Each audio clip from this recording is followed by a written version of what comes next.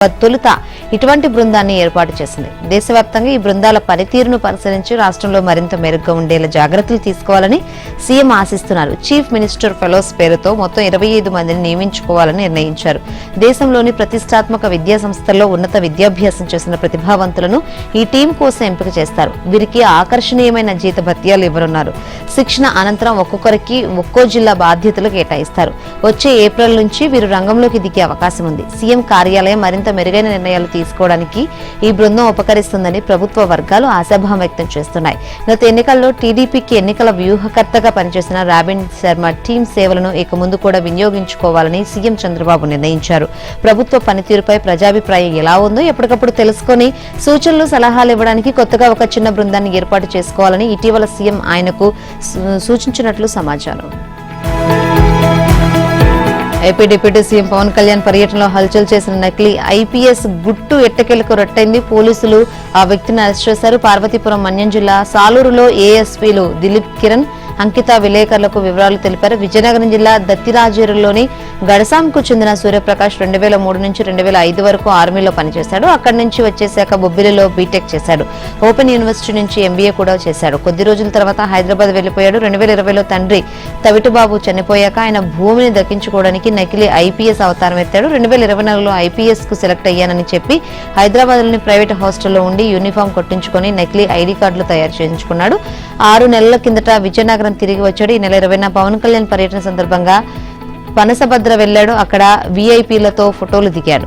కొన్నింటిని WhatsApp status గా పెట్టుకున్నాడు. దీనిపై పోలీసులు విచారణ జరపగా గుట్టురట్టయింది. సూర్యప్రకాష్ ను అరెస్ట్ చేసి 2 నకిలీ ఐడీ కార్డులు, uniform, car, laptop, cell phone స్వాధీనం చేసుకున్నారు.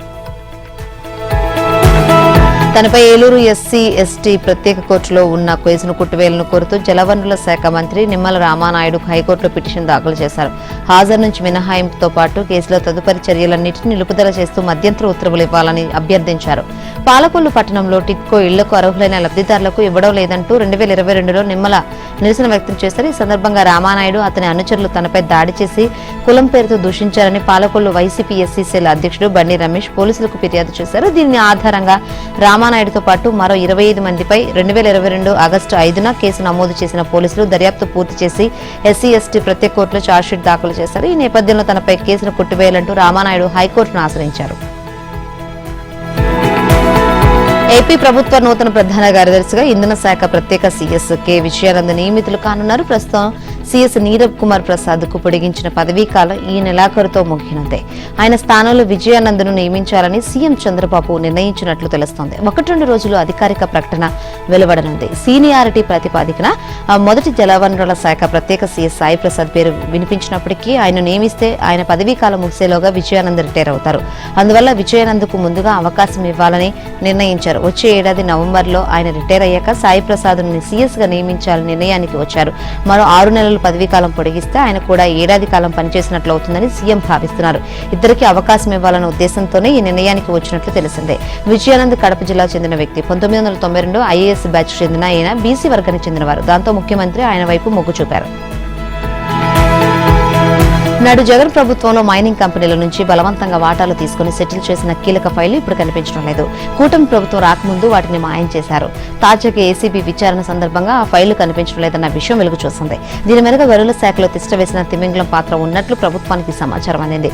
ఆ ఫైళ్లు ఉంటే ఆ అధికారి తెర వెనుక చేసిన గనుల పంచాయతీలు, బలవంతపు సెటిల్మెంట్స్, బెదిరింపుల వ్యవహారం బయటపడుతుందని మాయం చేసినట్టు తెలుస్తోంది. ఉమ్మడి విశాఖ, విజయనగరం, శ్రీకాకుళం, ఉభయ గోదావరి, నెల్లూరు జిల్లాల పరిధిలో విలువైన లేట్రైట్, గ్రానైట్, సిలికా, క్వార్జ్ మైనింగ్ చేసే కంపెనీలు జగన్ ప్రభుత్వంలోని ఓ మంత్రికి వ్యాపారంలో వాటాలు వచ్చాయి. ఇందుకు ప్రతిఫలంగా ఆ కంపెనీల మైనింగ్ లీజుల కాల పరిమితిని పొడిగించారు. మరికొన్నిటిని లీజులను రెన్యువల్ చేశారు. వాటికి సంబంధించిన 25 ఫైళ్లను గనుల తిమింగలం మాయం చేసినట్టు తెలుస్తుంది. ఇప్పటికే ఈ విషయంపై ప్రభుత్వానికి స్పష్టమైన నివేదిక వెళ్లింది. జగన్ ప్రభుత్వంలో మైనింగ్ వ్యవహారాల్లో అనేక చీకటి కోణాలు చోటు చేసుకున్నాయి. విలువైన గనులను బలవంతంగా చేజిక్కించుకోవడం లేదా తాము చెప్పిన వారి పేరిట వ్యాపార వాటాలు రాయించుకోవడం వంటివి చేశారు. నాటి జగన్ ప్రభుత్వంలోని సదరు మంత్రి లీజుదారులు, వ్యాపారులను నయనోభయనో దారికి తెచ్చుకున్నారు. కీలకమైన గనుల్లో వాటాలు దక్కించుకున్నారు. ఇందుకు ఆయన పేషీలోని ఓఎస్డీ శశి అనే ప్రైవేటు వ్యక్తి కీలక పాత్ర పోషించారు. ఆ మంత్రి కోసం గనుల శాఖ కీలక అధికారి మంత్రాంగం నడిపారు. లీజుదారుల ఫైళ్లను వెంటనే ఆమోదించకపోవడం, ఫైళ్లలో తప్పులు చూపిస్తూ కొర్రీలు వేసి పెండింగ్ లో పెట్టడం, ఆఫీస్ కు పిలిపించుకొని సెటిల్ చేయడం వంటివి చేశారు. ఏపీ పౌర సరఫరాల సంస్థలో అతిపెద్దదైన స్టేజ్ 1 ట్రాన్స్పోర్ట్ కాంట్రాక్ట్ టెండర్ల ప్రక్రియలో ఎన్నెన్నో చిత్రాలు వెలుగు చూస్తున్నాయి. కోట్లాది రూపాయల విలువ చేసే టెండర్లను కావాల్సిన వారికి పెట్టేందుకు పౌర సరఫరాల కార్పొరేషన్లో టెండర్లట రసవత్తంగా నడుస్తోంది.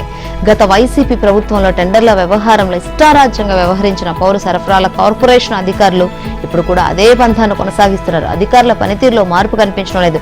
టెండర్ల ప్రక్రియలో రూల్స్ గీల్స్ జాంతనాయి.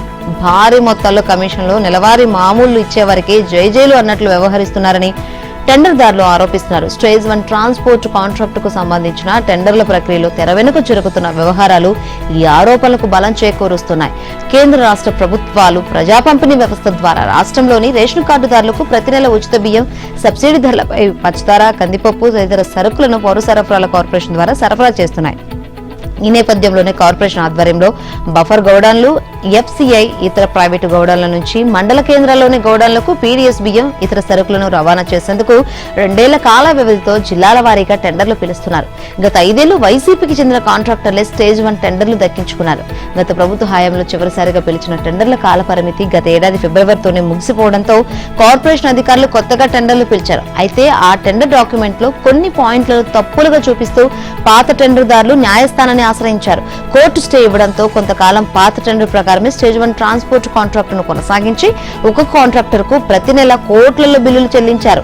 గత 5 ఏళ్లుగా పాత టెండర్దారులతో ఏర్పడిన విడదీయరాని అనుబంధంతో పౌర సరఫరాల అధికారులే తెర వెనుక ఉండి ఈ స్టే కథ నడిపించారనే ఆరోపణలున్నాయి.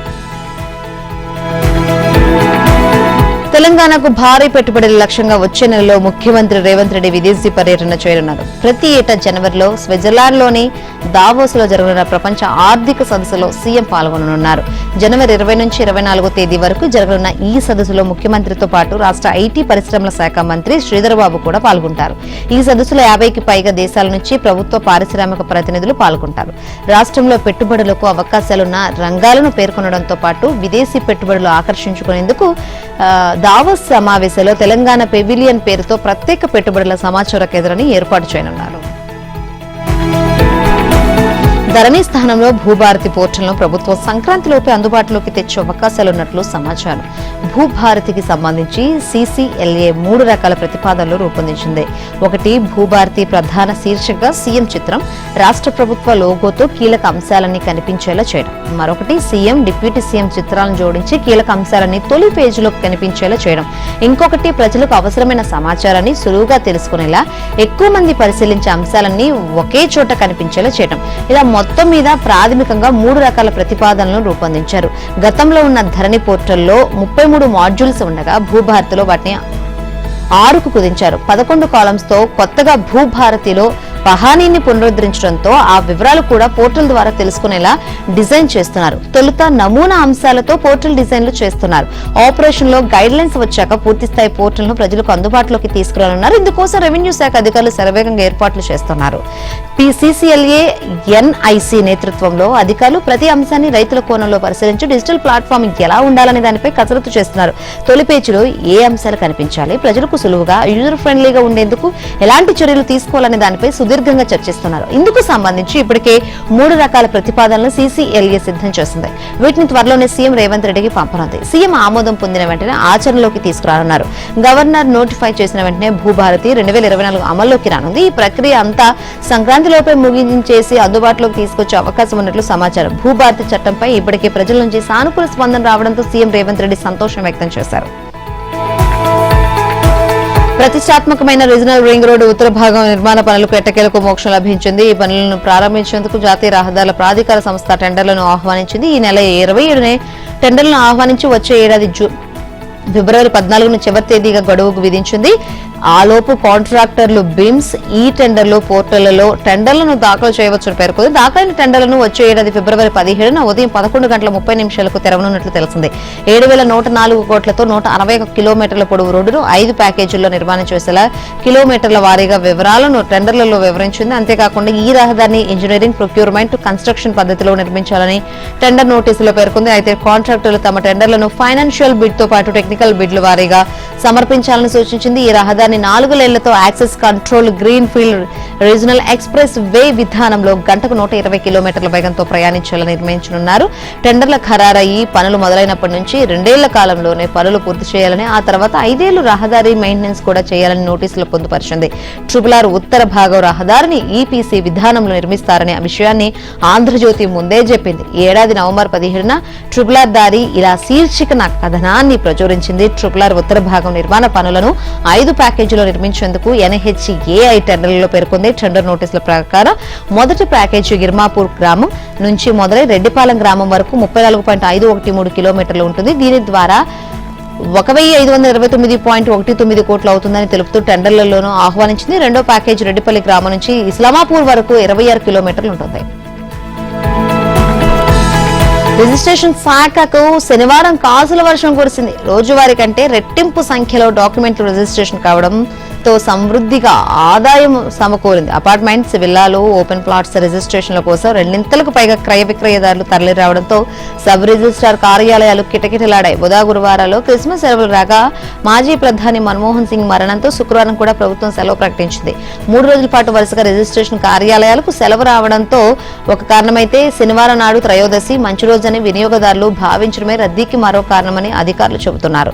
ఈ నెల 30-31న పని దినాలే అయినప్పటికీ సోమవారం అమావాస్య కావడం, ఆ తర్వాత రోజు మంగళవారం కావడంతో రద్దీకి అంతా ఒకే రోజు కనిపించిందని పేర్కొన్నారు. కొన్ని కార్యాలయాల్లో రాత్రి 8 గంటల తర్వాత కూడా రద్దీ తగ్గలేదు. సమయం మించిపోయిన వినియోగదారులను వెనక్కి పంపకుండా అర్ధరాత్రి వరకు రిజిస్ట్రేషన్ ప్రక్రియ కొనసాగించారు. సాధారణంగా రియల్ ఎస్టేట్ సంస్థలన్నీ తమ వినియోగదారులకు డిసెంబర్లోగా అపార్ట్మెంట్లు, విల్లాలను అప్పగించేలా అగ్రిమెంట్స్ చేసుకుంటాయి. అలాగే బ్యాంకర్లు సైతం తమ త్రైమాసిక రుణ లక్ష్యాలను చేరుకునేందుకు డిసెంబర్లో రిజిస్ట్రేషన్ల ప్రక్రియ ముందుకు వస్తూ ఉంటాయి. ఈ 2 కారణాల వల్ల కూడా రిజిస్ట్రేషన్ కార్యాలయాల్లో రద్దీ పెరిగిందని రియల్ ఎస్టేట్ వర్గాలు చెప్పాయి.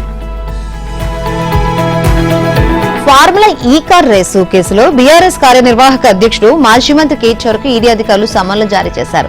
జనవరి 7న విచారణకు హాజరు కావాలని స్పష్టం చేశారు. ఇదే కేసుకు సంబంధించి నాటి పురపాలక శాఖ ప్రత్యేక ప్రధాన కార్యదర్శి అరవింద్ కుమార్ ను జనవరి 2న హెచ్ఎండిఏ మాజీ చీఫ్ ఇంజనీర్ బిఎల్ఎన్ రెడ్డిని జనవరి 3న విచారణకు హాజరు కావాలని ఈడీ అధికారులు సమన్లు జారీ చేశారు. కేటీఆర్ తదితరులపై ఏసీబీ ఎఫ్ఐఆర్ నమోదు చేసిన వెంటనే ఈ నెల 20న అధికారులు కేటీఆర్ ను A1 గా, అరవింద్ కుమార్ ను A2 గా, బిఎల్ఎన్ రెడ్డిని A3 గా పేర్కొంటూ మనీ లాండరింగ్, ఫెమా చట్టాల కింద ఎన్ఫోర్స్మెంట్ కేసు ఇన్ఫర్మేషన్ రిపోర్ట్ నమోదు చేశారు. ఈ తర్వాత కేసు పరిణామాల్లో తనపై ఏసీబీ నమోదు చేసిన కేసును కొట్టివేయాలంటూ కేటీఆర్ హైకోర్టులో క్వాష్ పిటిషన్ దాఖలు చేయడంతో ఈడీ మెల్లిగా ఆధారాల సేకరణ ప్రారంభించింది. విదేశాలకు డబ్బు బదిలీ చేసిన హిమాయత్ నగర్ లోని ఇండియన్ ఓవర్సీస్ బ్యాంక్ అధికారులను ఈడీ అధికారులు ప్రశ్నించారు. ఈ కేసులో ఫిర్యాదుదారుడైన పురపాలక శాఖ కార్యదర్శికి దానకిషోర్ ఏసీబీకి ఇచ్చిన ఫిర్యాదు కాపీని, ఆయన ఏసీబీకి ఇచ్చిన వాంగ్మూలాలను సేకరించారు. బ్రిటన్ కు చెందిన ఫార్ములా ఈ ఆపరేషన్ సంస్థతో నాటి పురపాలక శాఖ ఒప్పందం చేసుకుంటే హెచ్ఎండిఏ జనరల్ ఖాతా నుంచి డబ్బు ఎందుకు పంపించాల్సి వచ్చింది? విదేశీ కంపెనీతో ఒప్పందాలు జరిగినప్పుడు తీసుకోవాల్సిన అనుమతులు తీసుకున్నారా? విదేశీ కరెన్సీలో 2 విడతలుగా 45,71,60,625 కోట్లు రూపాయలు చెల్లింపు చేసినప్పుడు రిజర్వ్ బ్యాంకు అనుమతులు తీసుకున్నారా లేదా అనే కోణంలోనూ ఈడీ అధికారులు వివరాలు సేకరించారు. కేటీఆర్ క్వాష్ పిటిషన్ సందర్భంగా దాఖలు చేసిన కౌంటర్ అఫిడవిట్ లో ఫార్ములా ఈ కార్ రేసు ప్రాజెక్టు ఒప్పందంలో నిబంధనలు తొంగలో తొక్కారని, కేబినెట్, ఆర్థిక శాఖ, గవర్నర్ అనుమతులు లేకుండా కేటీఆర్ ఆదేశాల మేరకు నిధులను విదేశీ కంపెనీకి చెల్లించారని ఏసీబీ స్పష్టం చేసింది. వీటికి సంబంధించిన అన్ని పత్రాలను ఇప్పటికే ఈడీ అధికారులు సేకరించి పెట్టుకున్నారు. దావతులు, నూతన సంవత్సర వేడుకలను బంద్ చేసి ప్రభుత్వ హాస్టళ్లను దత్తత తీసుకోవాలని మాజీ మంత్రి హరీష్ రావు పిలుపునిచ్చారు. సిద్దిపేటలోని నాసర్పుర అర్బన్ రెసిడెన్షియల్ బ్రిడ్జ్ స్కూల్లోని విద్యార్థులకు పవనసుత యూత్ సేవా సమితి ఆధ్వర్యంలో హరీష్ స్వెటర్లు, దుప్పట్లు పంపిణీ చేశారు. యువజన సంఘాలు, యువతతో పాటు ప్రతి ఒక్కరూ ముందుకు వచ్చి ప్రభుత్వ హాస్టల్లోని విద్యార్థులకు సాయం అందించాలని సూచించారు. చలికాలంలో హాస్టల్లోని విద్యార్థులు ఇబ్బందులు పడుతున్నారని, ప్రభుత్వం నుంచి ఎలాంటి స్పందన లేదని, విద్యార్థుల సమస్యలు తీర్చేందుకు వివిధ సంఘాలు, దాతలు ముందుకు రావాలని కోరారు. ముఖ్యమంత్రి మాటలు కోటలు దాటుతున్నాయని, చేతులు గడప దాటడం లేదని ఎద్దేవా చేశారు. కంది రైతులను ఆదుకునేందుకు ప్రభుత్వం వెంటనే రాష్ట్ర వ్యాప్తంగా కందుల కొనుగోలు కేంద్రాలు ఏర్పాటు చేయాలన్నారు. కాంగ్రెస్ మేనిఫెస్టోలో పేర్కొన్నట్లు మద్దతు ధరపై 400 రూపాయలు బోనస్ చెల్లించే విధంగా చర్యలు తీసుకోవాలని కోరుతూ సీఎం రేవంత్ రెడ్డికి హరీష్ రావు లేఖ రాశారు. మూసీ పునరుజ్జీవ ప్రాజెక్టుతో హైడ్రాకు సంబంధం లేదన్నారు హైడ్రా కమిషనర్ ఏవి రంగనాథ్. అదే సమయంలో నదీ పరిరక్షణకు చర్యలు తీసుకుంటామని తెలిపారు. ఆక్రమణలకు పాల్పడే వారిని వదలబోమన్న రంగనాథ్, మట్టితో నింపిన ఆక్రమణ నిర్మాణాలు చేపట్టిన కేసులు నమోదు చేసి ప్రాసిక్యూట్ చేస్తామన్నారు. మూసి వెంట ఇప్పటికే నోటీసులు జారీ చేసిన ఇళ్లకు సంబంధించి కూల్చివేతలను హైడ్రా చేపట్టదని స్పష్టం చేశారు. చెరువులు, పార్కులు, ప్రభుత్వ స్థలాల కబ్జా వెనుక పెద్ద మాఫియా ఉందని, పేదలను ముందు పెట్టి ఆక్రమణలకు పాల్పడుతున్నారని, వారిపై ప్రత్యేక పోలీస్ స్టేషన్ ఏర్పాటు అయ్యాక కఠిన చర్యలు తీసుకుంటామని హెచ్చరించారు. హైడ్రా ఏర్పాటు అనంతరం సాధించిన విషయాలు, కొత్త సంవత్సరంలో చేయాల్సిన పనులకు సంబంధించి రోడ్ మ్యాప్ ను బుద్ధ భవన్ లో కార్యాలయంలో ఏర్పాటు చేసిన విలేకరుల సమావేశంలో రంగనాథ్ వెల్లడించారు. కామారెడ్డి జిల్లాలో బెక్కనూరు ఎస్ఐ సాయి కుమార్, బీబీపేట మహిళా constable Shruti, Bibipet society computer operator Nikhil మూకుమ్మడి ఆత్మహత్యపై పోలీసులు దర్యాప్తును వేగవంతం చేశారు. మృతుల ఫోన్ కాల్స్, వాట్సాప్ చాటింగ్ ద్వారా పోలీసులకు ప్రాథమికంగా లభ్యమైన కీలక అంశాల ఆధారంగా ఆత్మహత్యలపై శనివారం సీన్ రీకన్స్ట్రక్షన్ చేశారు. ఘటనా స్థలమైన అడ్లూరు ఎల్లారెడ్డి చెరువును దర్యాప్తు బృందం పరిశీలించింది. చెరువు వద్దకు సాయి కుమార్, శృతి, నిఖిల్ ఏ సమయంలో చేరుకున్నారు, మొదటి చెరువులోకి ఎవరు దూకారు అనే దానిపై దర్యాప్తు బృందం సీన్ రీకన్స్ట్రక్షన్ చేసింది. చెరువు నుంచి నీటి నమూనాలను సేకరించి ఆ తర్వాత బీబీపేట బిక్కనూరు పోలీస్ స్టేషన్ కు వెళ్లింది. సీలోకి పంపనున్నారు. ఈ రాకెట్ ప్రయోగానికి సంబంధించి ఆదివారం రాత్రి 8:58 కౌంట్ డౌన్ ప్రారంభించనున్నారు. ప్రయోగానికి సంబంధించి మిషన్ రెడీనెస్ రివ్యూ సమావేశం శనివారం వర్చువల్ పద్ధతిలో నిర్వహించారు. ఎంఆర్ఆర్ అనంతరం షార్ డైరెక్టర్ ఆర్ముగం రాజరాజన్ అధ్యక్షతన శాస్త్రవేత్తల సమావేశమై ప్రయోగంపై చర్చించిన తర్వాత ప్రయోగానికి సంసిద్ధత తెలిపారు. ప్రయోగ నేపథ్యంలో ISRO chairman doctor MMS Somanathan ఆదివారం షార్కు రానున్నారు. మాజీ ప్రధాని మన్మోహన్ సింగ్ కు యావత్ భారతావని కన్నీటి నివాళులు అర్పించింది. దేశ ఆర్థిక సంస్థకు శనివారం ఉదయం ఢిల్లీలోని యమునా నది ఒడ్డున ఉన్న నిగమ్ బోధ్ ఘాట్ లో కేంద్ర ప్రభుత్వ లాంఛనాలతో అంతిమ వీడ్కోలు పలికారు. మన్మోహన్ సింగ్ చితికి ఆయన పెద్ద కుమార్తె ఉపేందర్ సింగ్ ని పండించారు. రాష్ట్రపతి ద్రౌపది ముర్ము, ప్రధాని నరేంద్ర మోదీ, స్పీకర్ ఓం బిర్లా, కాంగ్రెస్ అగ్రనేతలు సోనియా గాంధీ, రాహుల్ గాంధీ, ప్రియాంక గాంధీ, రక్షణ మంత్రి రాజ్నాథ్, త్రివిధ దళాలు అధిపతులు, తెలంగాణ సీఎం రేవంత్ రెడ్డి, కర్ణాటక సీఎం సిద్దరామయ్య సహా పలు రాష్ట్రాల సీఎంలు మన్మోహన్ అంత్యక్రియలకు హాజరై నివాళులు అర్పించారు. ఆర్మీ ఫిరంగి వాహనంలో ఏఐసీసీ కార్యాలయం నుంచి మన్మోహన్ భౌతికాయని నిగమ్ బోధ్ ఘాట్ కు అంతిమ యాత్రగా తీసుకొచ్చారు. అనంతరం 21 తుపాకులతో త్రివిధ దళాల సైనిక వందనమిచ్చారు. మన్మోహన్ భార్య గురిశరణ్ కౌర్, పెద్ద కుమార్తె ఉపేందరి సింగ్, రెండో కుమార్తె దమన్ సింగ్, మూడో కుమార్తె అమృ సింగ్ నిగమ్ బోధ్ ఘాట్ వద్ద అంత్యక్రియలో పాల్గొన్నారు. వచ్చే ఫిబ్రవరి 1న ప్రవేశపెట్టున్న కేంద్ర బడ్జెట్ లో పన్ను చెల్లింపుదారులకు కొంత ఊరట లభించే అవకాశం ఉందన్న అంచనాలు వెలువడుతున్నాయి. ముఖ్యంగా వార్షిక ఆయంగా 15 లక్షల రూపాయల వరకు ఆదాయాన్ని ఆర్జించే వారు చెల్లించే ఆదాయం పన్నును తగ్గించాలని కేంద్రం యోచిస్తున్నట్లు వార్తలు వస్తున్నాయి. అయితే పన్ను తగ్గింపు ఉపశమనం 2020 పన్ను విధానాన్ని ఎంచుకున్న వారికి అమలు చేసే అవకాశం ఉన్నట్లు తెలుస్తోంది. ఈ విధానంలో ఇంటి అద్దెలు వంటి మినహాయింపులను మినహాయించారు. ఈ విధానంలో వార్షిక ఆదాయం 3 లక్షల నుంచి 15 లక్షల రూపాయలు వరకు ఉంటే 5% నుంచి 20% వరకు పన్ను విధిస్తున్నారు. అంతకు మించి ఉన్న వారికి 30% పన్ను చెల్లిస్తూ వస్తుంది. పన్ను రేట్లను తగ్గించడం వల్ల ఎక్కువ మంది కొత్త విధానాన్ని ఎంచుకునే అవకాశం ఉన్నట్లు భావిస్తున్నారు. భారతీయ రైల్వేస్ ప్రభుత్వ ప్రైవేటు భాగస్వామ్య విధానంలో నూతన ప్రాజెక్టులను అభివృద్ధి చేయాలని యోచిస్తోంది.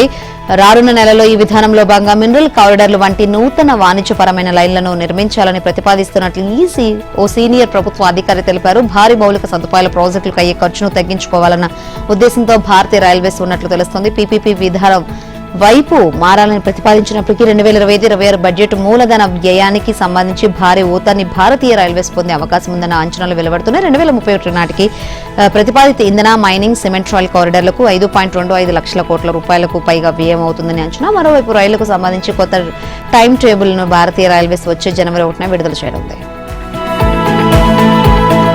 చలిగాలితో ఉత్తర భారతదేశం గడ్డగట్టుకుపోతుంది. జమ్మూ కాశ్మీర్, హిమాచల్ ప్రదేశ్ లను మంచు దుప్పటితో కప్పేస్తుంది. దట్టంగా కురుస్తున్న మంచు రోడ్లపై అంగుళాల మేర పేరుకుపోతుంది. దీంతో ముందుకు కదలలేక వేలాది వాహనాలు ఎక్కడెక్కడ నిలిచిపోతున్నాయి. కాశ్మీర్లోని అనంతనాగ్ జిల్లా కాజీగుండ్ ప్రాంతంలో శ్రీనగర్ జమ్మూ హైవేపై 2000కు పైగా వాహనాలు మంచులో చిక్కుకుపోయాయి. హిమాచల్ ప్రదేశ్లోని కులూలు సోలాంగ్ నాలా మార్గంలో 1000కి పైగా వాహనాలు, 5000 మంది ప్రయాణికులు చిక్కుకుపోయారు. పోలీసులు రోడ్లపై మంచును తొలగించవని సురక్షిత ప్రాంతాలకు చేర్చారు. సహాయక చర్యలు కొనసాగుతున్నాయి.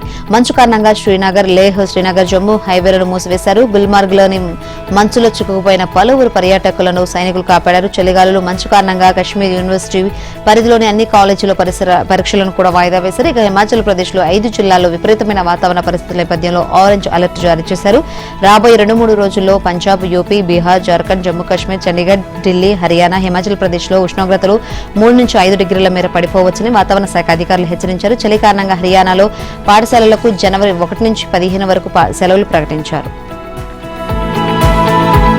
ప్రపంచవ్యాప్తంగా పలు దేశాలు తమ ఇమిగ్రేషన్ విధానాలను సవరిస్తున్నాయి. కొన్ని దేశాలు వీసా నిబంధనలను సడలిస్తుంటే మరికొన్ని కొత్తగా పరిమితులు విధిస్తున్నాయి. ఈ మార్పుల ప్రభావం విదేశాల్లో ఉన్నత చదువులు అభ్యసించుకునే భారతీయ విద్యార్థులపై పడుతుంది. కొన్నేళ్లుగా మన దేశ అభ్యర్థులు అమెరికా, యూకే, కెనడా, ఆస్ట్రేలియా గమ్యస్థానాలుగా ఉన్నాయి. చదువు పూర్తయిన తర్వాత ఉపాధితో పాటు శాశ్వత నివాసానికి అవకాశం కల్పించే దేశాల వైపు ప్రస్తుతం విద్యార్థులు ఎక్కువగా మొగ్గు చూపుతున్నారు. ఈ విషయంలో ఆస్ట్రేలియా, కెనడా, జర్మనీ వంటి దేశాలు భారతీయ విద్యార్థులకు ఆకర్షణీయమైన ఎంపికలుగా మారుతున్నాయి. దీనికి విరుద్ధంగా అమెరికా, యూకే ఈ ప్రక్రియలను సరళతరం చేయడంతో సవాళ్లను ఎదుర్కొంటున్నాయి. ఒకప్పుడు భారతీయ విద్యార్థులకు మొదటి ఎంపికగా ఉన్న అమెరికాకు కొంతకాలంగా దరఖాస్తులు తగ్గుముఖం పట్టాయి. సంక్లిష్టమైన వీసా నిబంధనలు, పెరుగుతున్న తిరస్కరణ రేట్లు, ఉద్యోగ భద్రతపై ఆందోళనలు వంటి అంశాలు విద్యార్థులను పునరాలోచనలు పడేస్తున్నాయి. ట్రంప్ మళ్లీ అధికారంలోకి రావడంతో భారతీయ విద్యార్థులకు మరింత అనుకూలమైన ఇమిగ్రేషన్ విధానాలు, గ్రీన్ కార్డు జారీలో సడలింపులు ఇస్తారన్న ఆశాభావం వ్యక్తమవుతుంది. స్నేహపూర్వ వీసా విధానాలు, బలమైన మౌలిక సదుపాయాలతో భారతీయ విద్యార్థులు కెనడా చాలా కాలంగా కీలక గమ్యస్థానంగా ఉంది. అయితే కఠినమైన ఇమిగ్రేషన్ నిబంధనలు, పరిమితమైన అనుమతులు దరఖాస్తుల సంఖ్య క్షీణతకు కారణమవుతున్నాయి. ఈ సవాళ్లు ఉన్నప్పటికీ 2024లో 4,37,000 స్టడీ పర్మిట్లను కేటాయించిన అంతర్జాతీయ విద్య పట్ల కెనడా నిబద్ధతకు నిదర్శనమని నిపుణులు పేర్కొంటున్నారు. భారతీయ విద్యార్థుల పట్ల యూకే మిశ్రమ వైఖరి కనబరిచింది. గ్రాడ్యుయేట్ విద్యార్థులు చదువులు పూర్తి చేసిన తర్వాత 2 నెలల పాటు పనిచేయడానికి అనుమతిస్తోంది. ఎవరూ ఊహించిన విధంగా బోర్డర్ గవాస్కర్ ట్రోఫీకి ఎంపికైన తెలుగు క్రికెటర్ నితీష్ కుమార్ వాహ్వా